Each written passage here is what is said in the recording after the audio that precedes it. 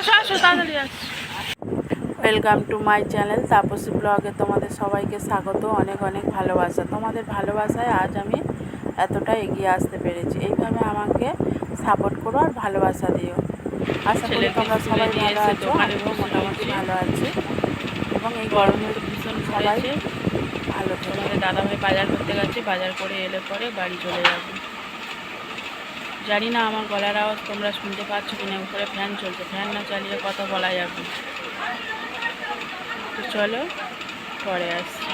আর দেখো এই গরমে শুধু মানুষজন লেবু কি হারে, ব্যাক ক্যামেরায় দেখাচ্ছি, লেবু কি হারে কিনছে।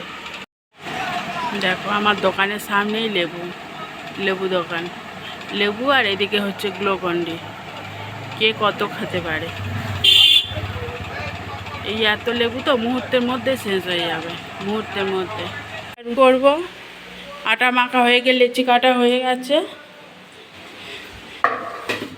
রুটি করব। সকালে ব্রেকফাস্টে রুটি খাওয়া হবে।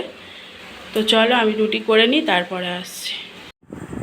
তো বন্ধুরা দেখো, আজকের আমার আর মায়ের ব্লাড টেস্ট হবে, সুগার থাইরয়েড টেস্ট করব। ওই জন্য যে ব্লাড নেবে সে চলে এসছে।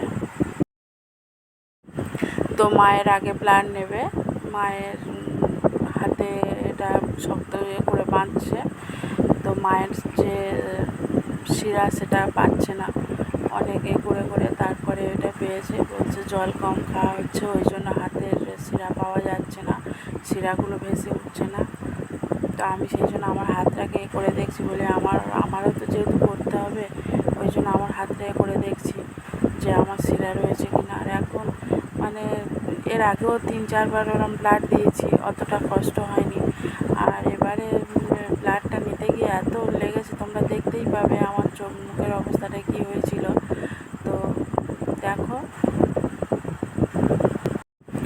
আর মায়ের এই গরমের জন্য আরও জব্দ হয়ে গেছে। ওনার পা ফুলে গেছিলো, পায়ের যন্ত্রণা, পায়ের তলা পাততে পারতো না, মানে অনেক রকম সমস্যা।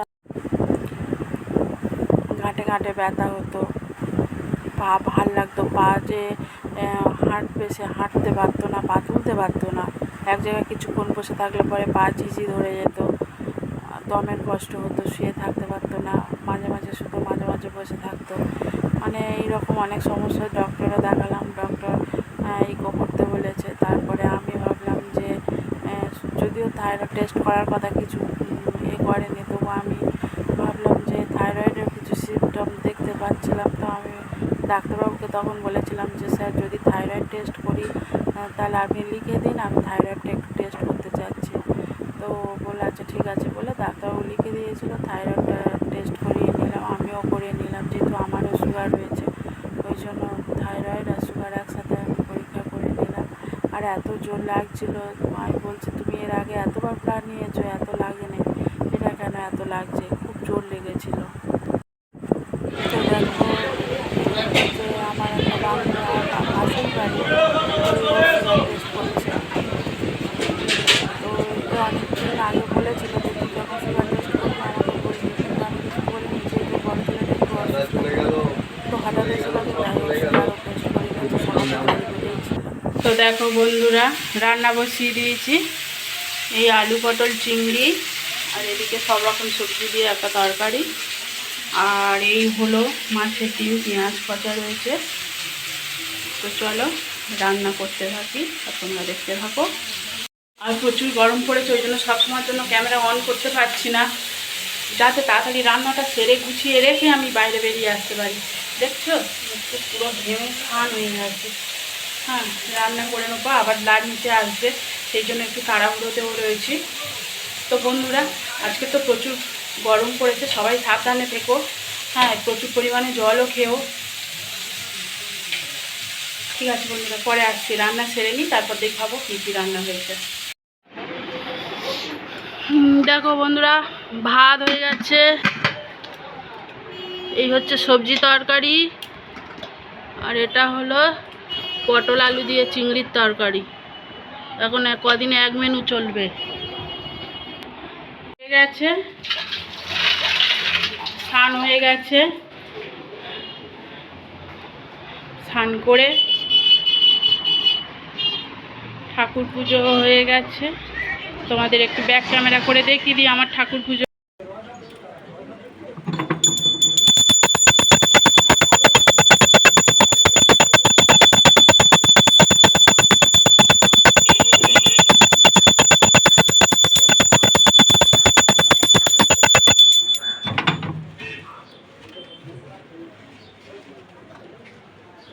দেখো আমার ঠাকুর পুজো করা হয়ে গেছে, তো প্রদীপ জ্বালিয়ে ঠাকুর পুজো করে নিয়েছি।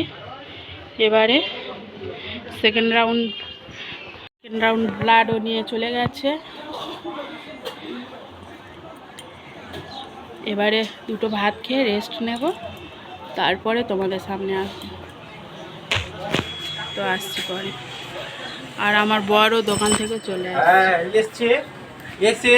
তো বন্ধুরা, ভাত রাত খাওয়ার পরে ক্যামেরা অন করলাম। আর তোমরা হয়তো ভাবছো যে ঠোঁটে লিপস্টিক দুপুরবেলা ভাত রাত খেয়ে ওই সময়টা আমার রিলস করার একটু সময় পায়, যেহেতু সবাই ওই সময়টা একটু ঘুমোয়, আর ওই সময়টা বসে বসে একটু রিলস বানিয়ে নিই, তারপর তোমাদের সামনে আসে। তো এবারে ফল টল কাটবো, ঘুম থেকে সবাই উঠে গেছে, ফল কাটবো, তো তোমরা দেখতে থাকো।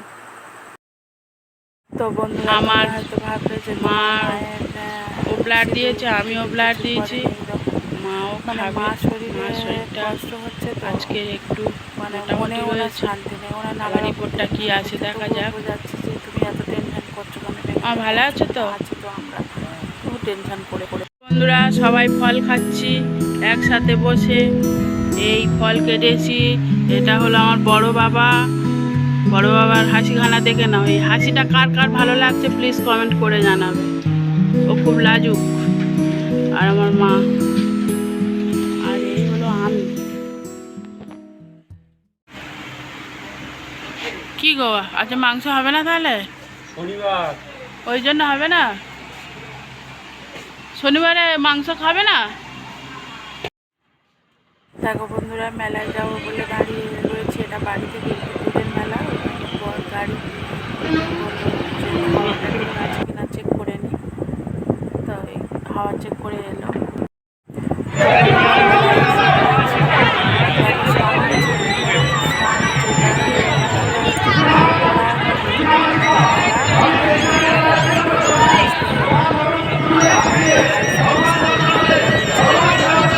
খুব জোরের মেলা, মানে প্রচুর লোক হয়েছে, এত ভিড় হয়েছে মানে গা গোলা। তো মেলাতে বড় বড় সং দেখো, এই একটা সং, মানে প্রচুর ভিড়। আর এই মেলার একটা নীতি রয়েছে, এই ফার্স্ট টাইম যদিও এই মেলাতে আমি এসেছি, এর আগে কোনো দিন আসিনি যদিও। আর এই মেলাতে আসতে গেলে একটা ব্রিজ পার হয়ে তবে আসতে হবে। আগে নাকি নৌকাপাতে মানে ওটা কি বলে, যে নৌকার যে চেটিগুলো হয় না, ওই চেটি পার হয়ে আসতে হতো, অনেকটা সময় লাগতো। এখন মানুষের যাওয়া আসার তো কোনো অসুবিধা নেই, টোটো গাড়ি বাইক সাইকেল যা খুশি যখন যেটা নিয়ে আসতে পারবে, এখন যাতায়াতের কোনো সময়। এই মেলার নীতিটা কি জানো তো? ওই মাটির মাঝখানে বাঁশ দিয়ে গোল করে ঘিরে দেবে, ওই গোলটার মধ্যে সব মেয়েরাই বসে থাকবে। চতুর্দিকে বিভিন্ন রকমের জিনিসপত্রের আরেকটা মেলা দিয়েছে।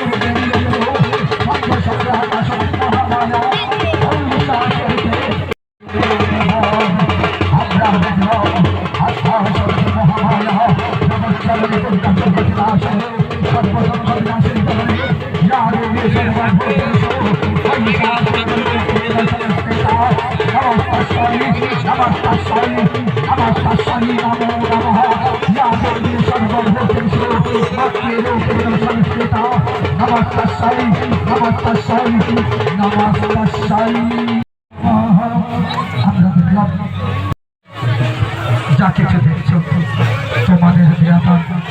তোমাদের ভালোবাসা নিয়েই আমাদের এই কষ্ট বৃন্দাবন ধাম অরূপ দাস।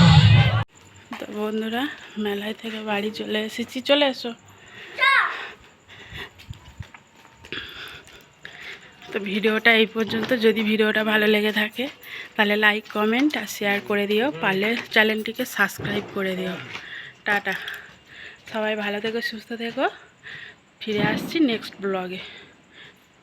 Good night.